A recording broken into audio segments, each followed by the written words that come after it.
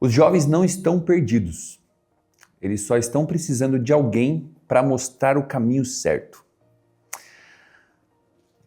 Eu estou fazendo um mestrado de juventude e o primeiro módulo foi sobre o Ministério Jovem da Grande Comissão.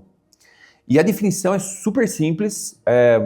Ministério Jovem, Grande Comissão, você já imagina que é a questão de evangelizar o todo mundo, né? A Grande Comissão de Jesus, realmente é isso mesmo.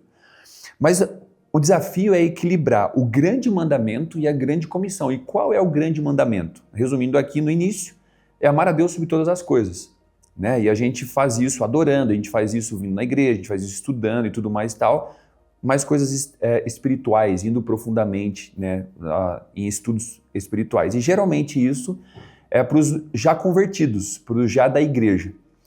Nós precisamos equilibrar esse grande mandamento, que é o primeiro mandamento e o mais importante, com a grande comissão, que aí você não vai fazer estudos profundos com essa galera que não conhece Jesus. Você vai trazê-los para a igreja num evento, vamos dizer assim, pré-evangelístico, a gente vai falar isso nos próximos vídeos, para eles conhecerem a igreja, conhecerem as pessoas e assim se interessarem pelo evangelho. Tem um ditado que diz que você pode levar o cavalo até a água, mas você não consegue fazer esse cavalo beber da água. Mas você consegue colocar mais sal na comida do cavalo. E esses eventos evangelísticos, o pré-evangelístico no caso, é você colocar sal, para que daí a pessoa tenha sede. Então você vem, você apresenta a igreja, apresenta as pessoas, apresenta uma noite da pizza, uns jogos, esportes, qualquer coisa para chamar as pessoas, e as pessoas vão começar a ter sede de vir mais. E isso é equilibrar a grande comissão com o grande mandamento. Nesse primeiro vídeo a gente vai falar um pouco sobre isso. O desequilíbrio é comum. Nós às vezes enfatizamos um em detrimento do outro. Muitas pessoas, muitas igrejas, muitos ministérios são excelentes em fazer adoração, em fazer louvor, em fazer estudo bíblico, em fazer escola bíblica dominical muito profunda, são excelentes. Mas pecam, são fracos na programação. Já outras são muito fortes nas programações. Fazem eventos especiais, eventos evangelísticos, fazem noite da pizza, fazem jogos, fazem esporte, fazem um monte de coisa super de qualidade, mas são rasos espiritualmente. Como equilibrar isso? O Ministério da Grande Comissão, que é o ministério que está dando aula para nós lá no Palavra da Vida, então são os americanos que estão dando aula para nós lá desse ministério, ele busca ensinar os líderes, ensinar pastores a ter esse equilíbrio.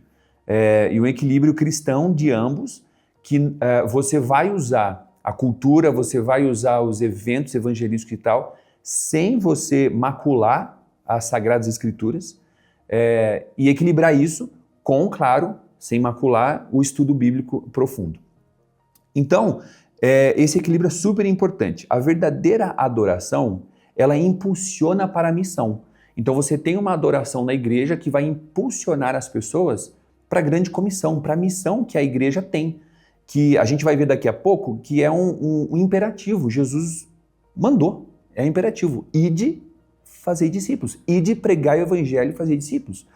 Então, antes de aplicarmos isso no ministério, a gente precisa começar por nós mesmos.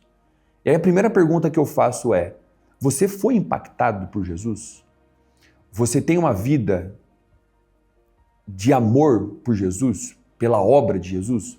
Porque se você não tiver, como você vai passar para outros? Como você vai treinar outros? Como você vai passar para os adolescentes ou jovens? Então nós estamos falando aqui, nós vamos focar aí esses vídeos e treinamento na faixa etária aí de 10 anos de idade até por volta de 25 anos de idade, porque eu quero pegar duas transições. A transição das crianças para o adolescente, que está ali entre 10, 11 e 12 anos de idade, e também a transição de adolescente para a juventude, que está na faixa ali de 17, 18, 19 anos de idade, início ali da sua vida adulta na universidade, cursinho e tudo mais. Então a gente vai pegar essa faixa etária de 10 a 25 anos de idade.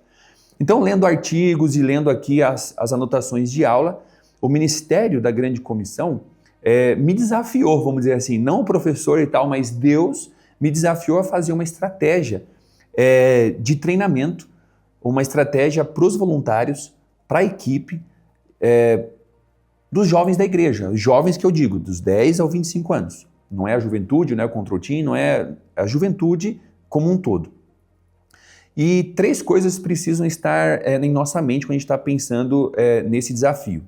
A Grande Comissão, que é Evangelismo e Missões, a maturidade espiritual, vai ter um vídeo só sobre isso, que nós temos 6 níveis de maturidade espiritual, que aí vem o discipulado, o ministério na igreja local, e também o grande mandamento que eu acabei de falar, que é a adoração intencional de amar o próximo e pregar o evangelho. Então isso resulta, tendo isso, um ministério da Grande Comissão, o ministério de jovens da Grande Comissão. Então é centralizado em evangelizar, mas também discipular e desenvolver espiritualmente. Nós precisamos capacitar os líderes da igreja, mas isso é feito através de Jesus, para que eles possam discipular através de Jesus também, porque dele, por ele e para ele são todas as coisas.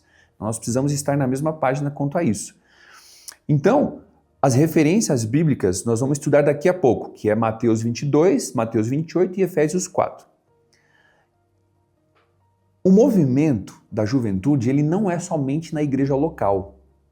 De quem é a responsabilidade de ganhar pessoas lá dos Estados Unidos, lá da China, lá da Ásia, lá da África? É nossa também. O ministério, ele é da igreja como um todo, uma igreja global. Então, nós precisamos incentivar nossos adolescentes e jovens a fazer viagens missionárias. Dentro de São Paulo, por exemplo, nossa região, dentro do estado, dentro do Brasil, mas também fora, por que não?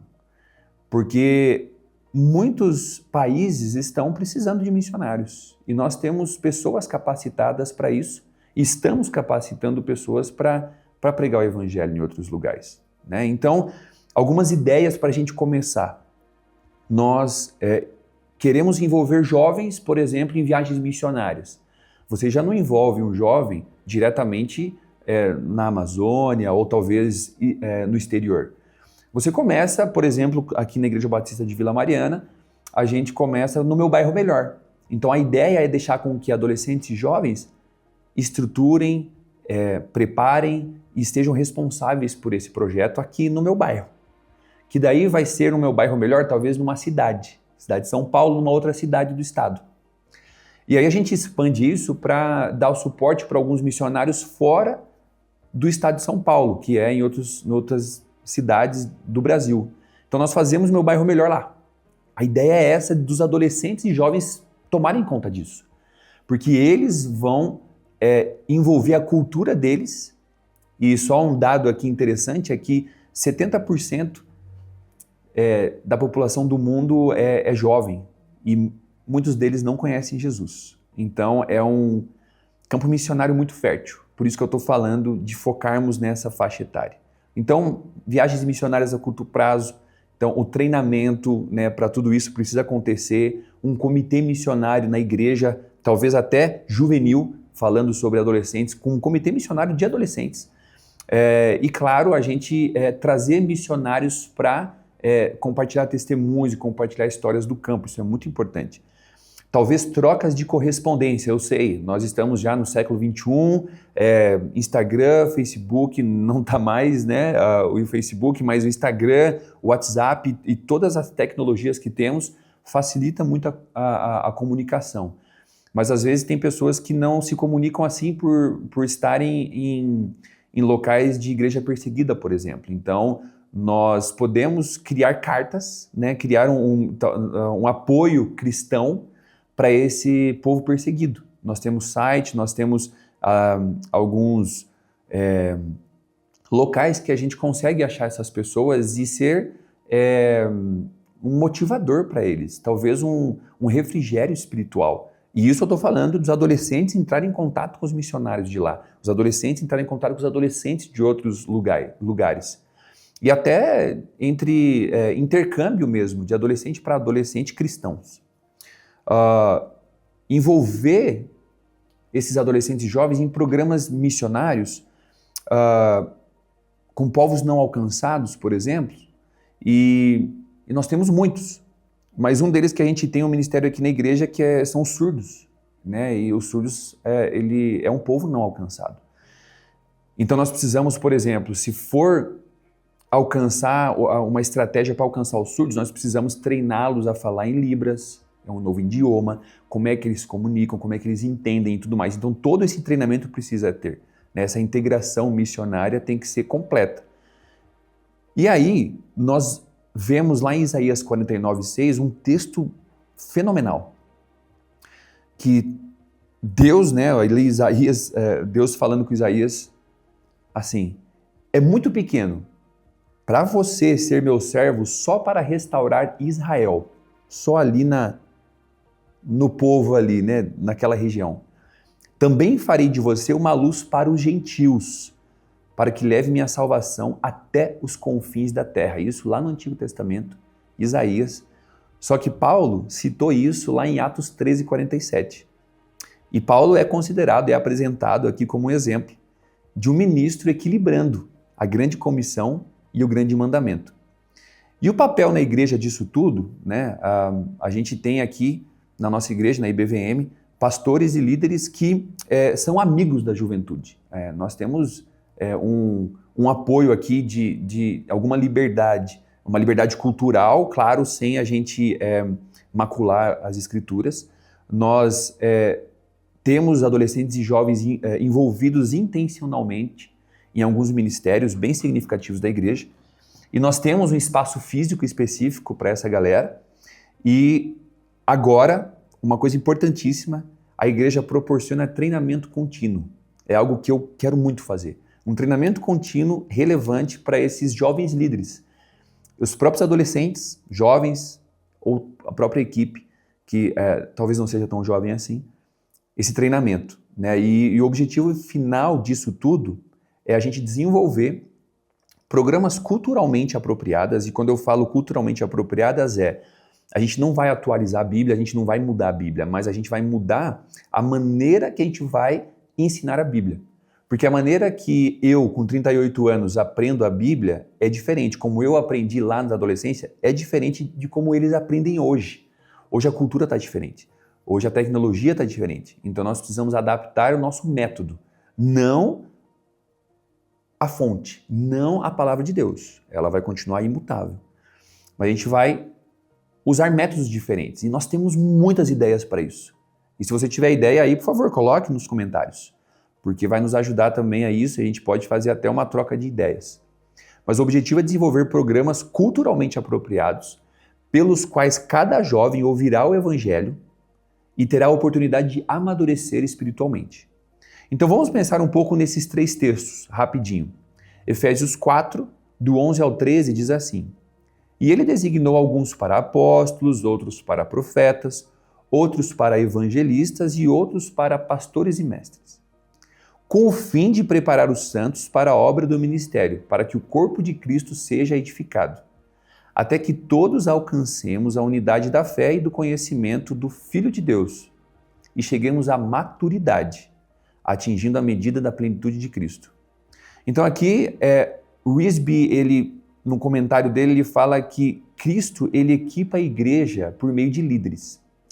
Então, Cristo, ele desenvolve os líderes, Cristo, ele escolhe líderes para a igreja. E se você é um líder na igreja, foi Cristo, foi Deus, Cristo, que te escolheu. E cada líder tem o seu dom diferente.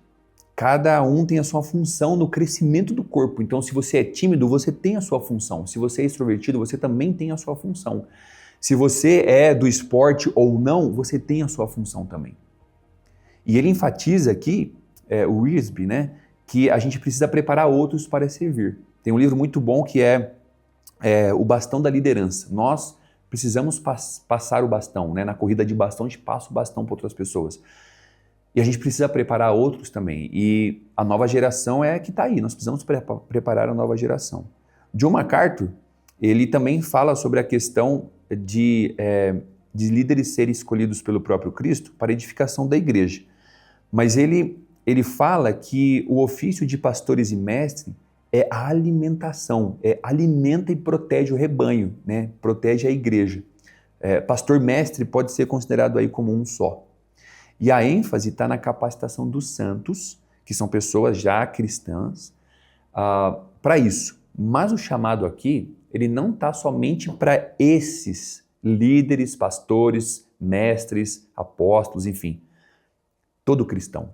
Então aqui, nesse texto, ele não está falando só para os líderes, efetivamente aqueles que são chamados para ser líderes, mas também aqueles que são chamados para ser os seguidores, e tudo bem por isso. A equipe, ela precisa de líderes, e a equipe também precisa de pessoas que vão seguir esses líderes para fazer o negócio acontecer. Então o chamado aqui desse texto de Efésios 4 é para todo cristão, que é chamado para um ministério. E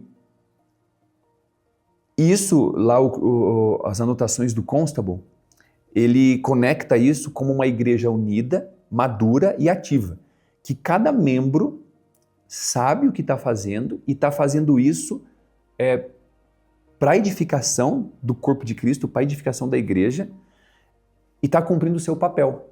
E o meu papel é diferente do seu papel. Então nós temos papéis diferentes. E isso Deus usa para a edificação da sua igreja. Então a maturidade cristã, que está lá no versículo 13, ela é medida por Cristo como padrão.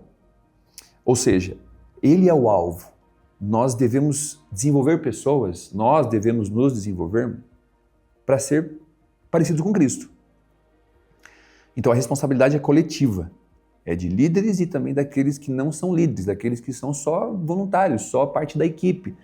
Não estou falando só parte da equipe como uma parte não importante, é super importante. Nós temos aqui pessoas que, por exemplo, fazem algumas coisas nas programações dos adolescentes, que se essas pessoas não fizessem, não aconteceria.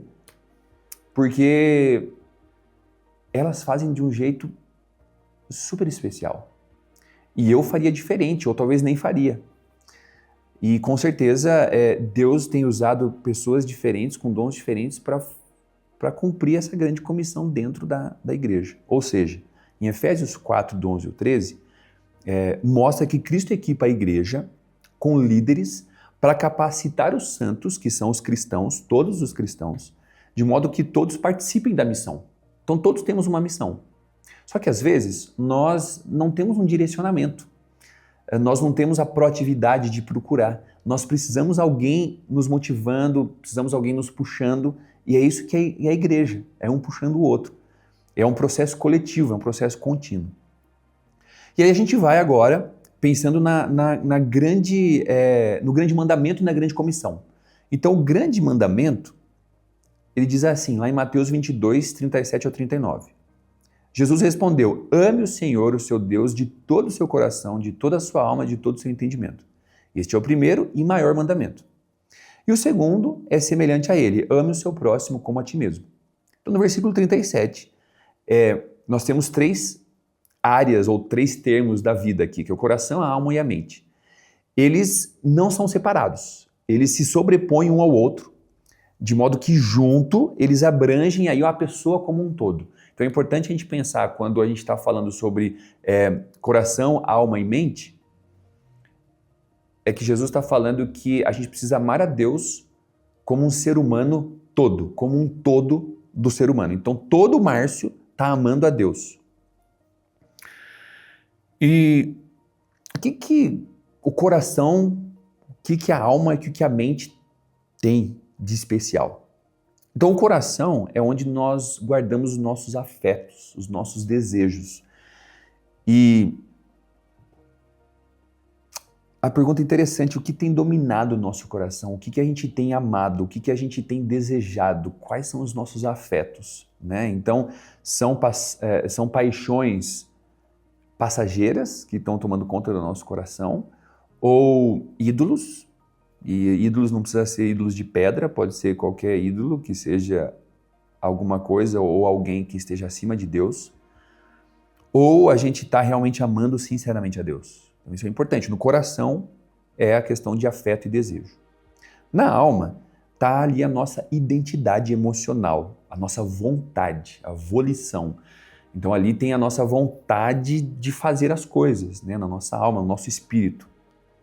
E na mente são, claro, nossos pensamentos, nossas crenças e ideias. E uma coisa interessante é que a gente precisa renovar a nossa mente.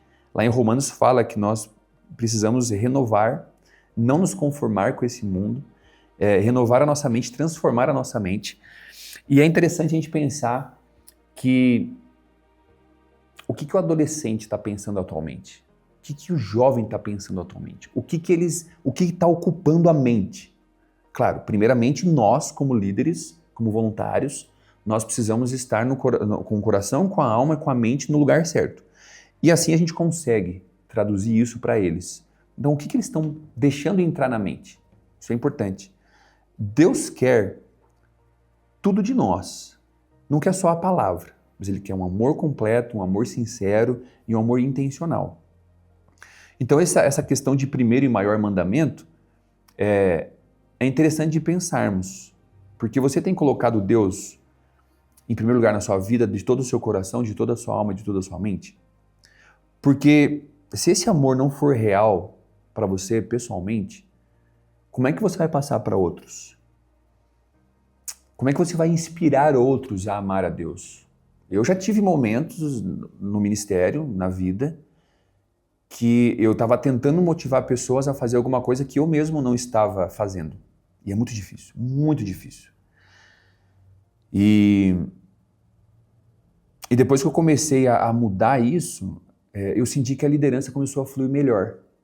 Porque se você acredita numa coisa, você tem isso na sua mente, você pesquisa, você estuda, você paga o preço para fazer aquele negócio acontecer. As outras pessoas percebem e começam a seguir isso, às vezes involuntariamente. Então a gente lidera muito como exemplo. Então ame a Deus sobre todas as coisas na sua vida. E o segundo maior mandamento é amar como o primeiro, é semelhante ao primeiro, que é amar o próximo. E a melhor forma da gente amar o próximo é a gente compartilhar do amor de Jesus. Se você ama realmente, por exemplo, o seu amigo, sua mãe, seu pai, alguém da sua família que não conhece Jesus, você deveria estar compartilhando o evangelho com ele ou com ela. Porque eu espero, né, a gente tem isso em mente, que Deus transformou a sua vida e foi um impacto que mudou a sua vida. E é uma grande notícia você passar isso para outras pessoas. Só que muitas vezes a gente não faz. E eu, como pastor, às vezes não faço. Infelizmente. Então é para a gente pensar que uma forma profunda a gente amar o outro é a gente compartilhar dessa melhor notícia que é a salvação em Jesus, essa mudança de vida. Então, se a gente não faz isso, a gente precisa orar mais para Deus nos dar essa vontade, essa determinação, essa coragem, alguma coisa que a gente precisa falar. E aí, pensando nos nossos adolescentes e jovens, nós precisamos compartilhar com eles também, apesar deles já conhecerem. E se a gente for impactado mesmo, a gente vai conseguir falar com paixão e vai entender a urgência e o amor genuíno disso tudo. E pensando nesse último texto que eu vou compartilhar agora, que é de Mateus 28, um texto super conhecido, um texto muitas vezes que é até negligenciado porque é falado demais. Infelizmente é negligenciado, né, eu vou dizer. Mas está lá em Mateus 28, 18 ao 20, que Jesus se aproximou dos discípulos e disse: "Foi-me dada toda a autoridade no céu e na terra, portanto vão e façam discípulos de todas as nações, batizando-os em nome do Pai, do Filho e do Espírito Santo, ensinando-os a obedecer tudo o que lhes ordenei. E eu estarei sempre com vocês, até o fim dos tempos."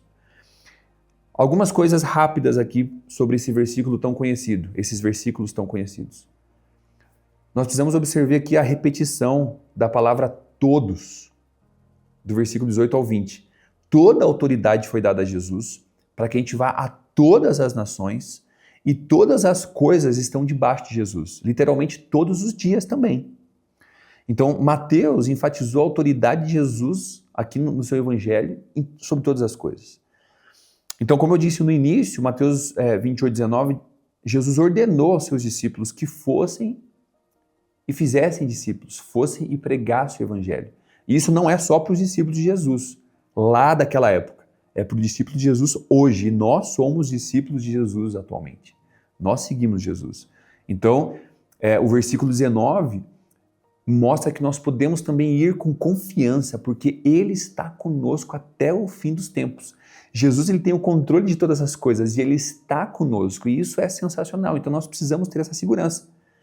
Se a gente tem medo, se a gente tem receio, se a gente tem, às vezes, medo de julgamento, vamos orar por isso. Porque Deus, ele está com a gente, o Espírito Santo está dentro de nós e Ele vai falar para nós, através de nós. Então, fazer discípulos é levar pessoas a ter relacionamento com Jesus. Então, a grande comissão, ela é baseada na autoridade de Jesus. A grande comissão, ela é um ponto essencial da missão. É a gente ensinar e obedecer, formar o caráter de Cristo. E é um chamado urgente, é um chamado para a geração atual, a geração de 2025, geração dos adolescentes, dos jovens, dos adultos. E Jesus comissiona os seus seguidores com autoridade, com propósito e com presença. E a gente precisa fazer isso nos nossos ministérios também. A gente precisa fazer as nossas programações, como eu falei no início, toda a nossa programação equilibrando a grande comissão, que é falar do Evangelho de Jesus, mas também o grande mandamento, que é amar Deus sobre todas as coisas e ensinar isso para os nossos jovens e adolescentes.